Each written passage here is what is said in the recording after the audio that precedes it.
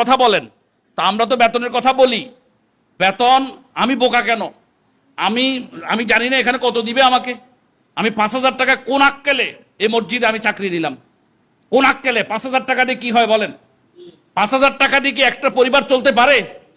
আল্লাহর গজব পড়বে তাদের উপর যারা মসজিদের সভাপতি, সেক্রেটারি হয়ে ইমামদেরকে 5,000 টাকা বেতন দিচ্ছ, অথচ মসজিদ ফান্ডে টাকা থাকা অবস্থায় মসজিদ ফান্ডের টাকা দিয়া মানুষ পেশাব করবে, সেটা উন্নত হচ্ছে।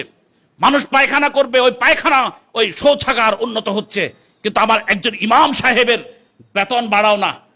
তুমি 10 মিনিট 20 মিনিট জামাতে নামাজ পড়ার জন্য আসো, এই জন্য এসি লাগাইছো, জার বাতি লাগাইছো, কিন্তু ইমাম সাহেব 24 ঘন্টা যে রুমটাতে থাকে, যে বেটায় লক্ষ লক্ষ টাকা কালেকশন করে দিল, তার রুমে 1 টন এসি লাগাইলে পারতা 50,000 টাকা খরচ হইত, 1,000 টাকা মাসিক হয়তো বিল আসতো, কিন্তু তুমি একটা এসি তাকে লাগাই দিতে পারো না। এসি তো দূরের কথা,